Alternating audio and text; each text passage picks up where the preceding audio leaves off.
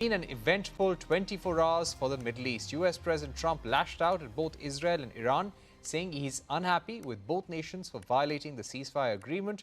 In a stern statement, Trump even used an expletive and warned both nations. US President told Israel not to drop any bombs on Iran, saying, and I quote, "Bring your pilots home now," end of quote.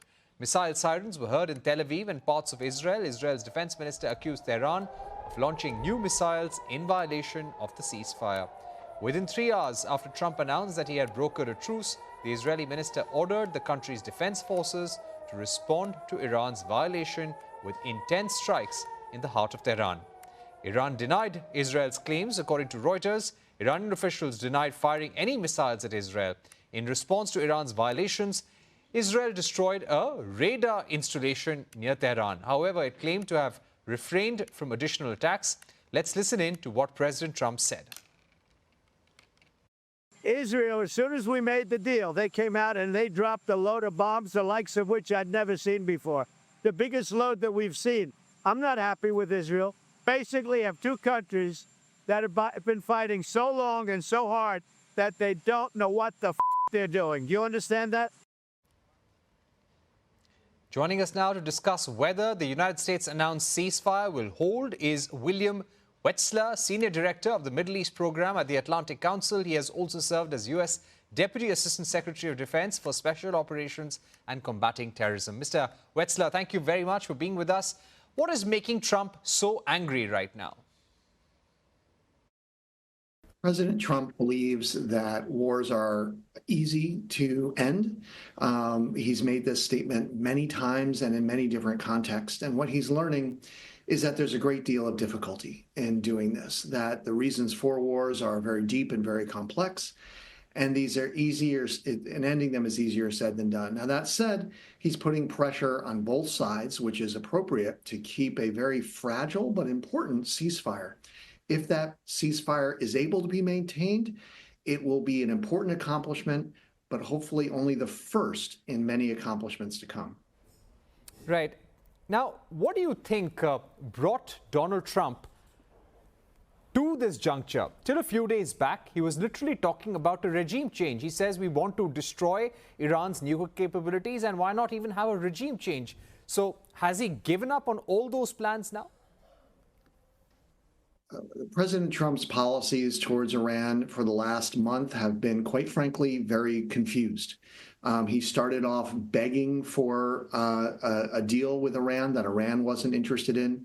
Then he was against a Israeli strike, although did not give a clear red light to that strike. Then he supported the Israeli strike. Then he was against the U.S. strike. Then he was for a U.S. strike, and he did it.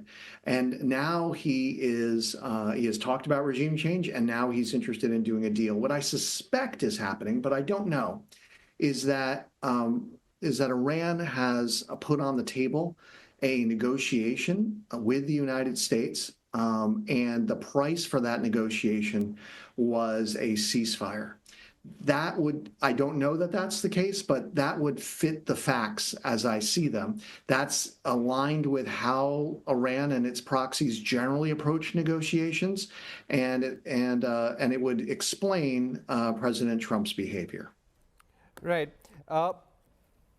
Do you think the ceasefire is going to hold, considering the Israeli government is still attacking Tehran?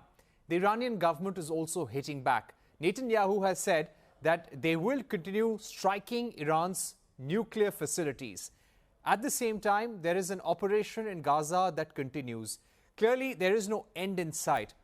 Will Israel listen to Trump here and stop fighting? Well, in the most recent exchange after the ceasefire, the causality was actually the opposite, at least as far as we learn right now, is that there was one missile that came in from Iran after the end of the ceasefire, that then Israel's response was to do a very large attack, and President Trump got very upset with that, the result of which was them scaling back that attack materially. So there was breaking of the very shortly agreed ceasefire. which again is not incredibly unprecedented for both Iran and Iranian proxies in dealing with Israel and how such ceasefires came to be. But we're very uncertain right now if what we've seen is the last of this before the ceasefire begins, or if we're seeing the slow unraveling of this nascent ceasefire. How do you think United States actions are going to change things in the Middle East geopolitically for the long term? Well, if there are negotiations with Iran, direct with the United States, they can only end in one of three ways. They can end with Iran blinking, they can end with Trump blinking, or they can end with no deal. Iran blinking is the best outcome, because what that would mean was that Iran would accept the principle of zero enrichment. That is there is nothing that President Trump could do that would have a more positive impact on the long-term stability of the Middle East than to remove Iran in its ability to pose an existential threat to Israel and to many other countries in the Middle East by having a nuclear weapon. But it's possible that if those negotiations begin, that they end with Trump blinking with something less than that. That would be a very destabilizing factor over the long run for the Middle East. And then an even more problematic outcome is if there's no agreement, again, should those negotiations begin, which would be destabilizing right now. Right. William, as somebody who's served in the U.S. Department of Defense and who's handled the U.S. counterterrorism policy, could you give us a sense of what was the off-ramp here for both Iran and Israel to come to the table and said that let's try a ceasefire? What was the face saver? Yeah, the off-ramp, most importantly, was Iran's weakness that forced it to do this, and the weakness that was demonstrated and reinforced by the American strike. Sometimes you come to the table because you are so weak, because you are so hurt, and that's what seems to have happened.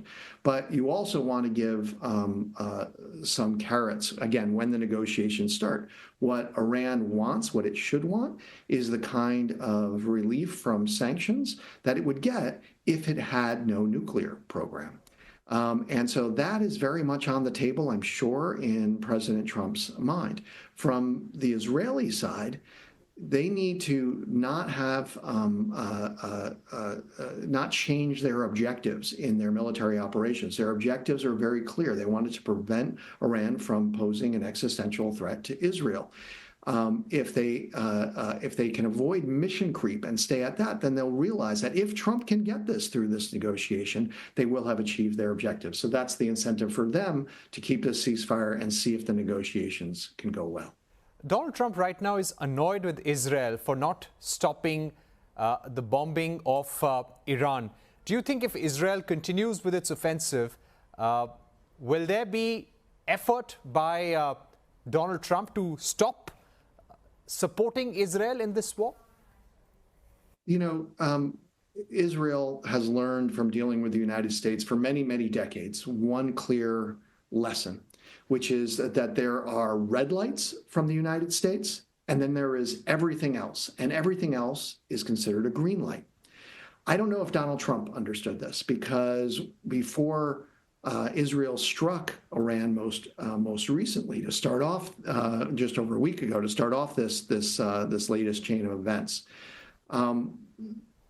Israel believed that it had the green light from the United States, and from his statements, President Trump seemed to suggest initially that he had given them the red light. What I suspect is he did not give them the red light. He gave them something less than that. Israel interpreted this as the green light. I do not believe that Israel, including Prime Minister Netanyahu, would ever completely defy the United States if a clear red light was given. And what you just saw from the United States was that kind of red light. And guess what? It had an important effect.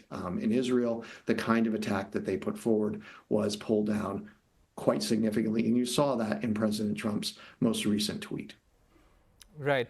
But do you also believe that it was now in U.S. interest to stop the war? And no matter what happens, do you believe that U.S. must make all attempts to end the war and also rein in Israel? I believe that what's in U.S. interests is to achieve the objective of having Iran no longer pose an existential threat to the region. I believe that now, after having done the strike on Fordow, which I supported, that we're in a position now to negotiate, to try at least to negotiate that end. I hope that what we're seeing is evidence that Iran is finally interested in negotiating that end, and we should test that. In order to do that, we need to have a ceasefire. But an outcome that maintains Iran's ability to pose an existential threat to Israel and the region would not be a positive outcome. Right. William Wechsler, my final question would be about the role played by countries in the Middle East, especially Qatar. What would be your thoughts about them in terms of bringing this war to the stage where there can be a possibility of a ceasefire?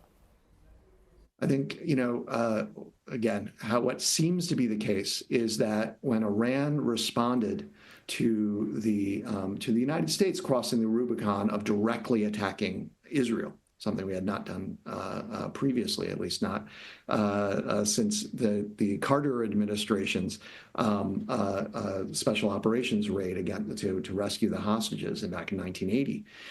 When we crossed that Rubicon, they needed to respond and attack us directly. But they did it in such a way that was designed to absolutely be controllable and minimize the risks of it getting out of control.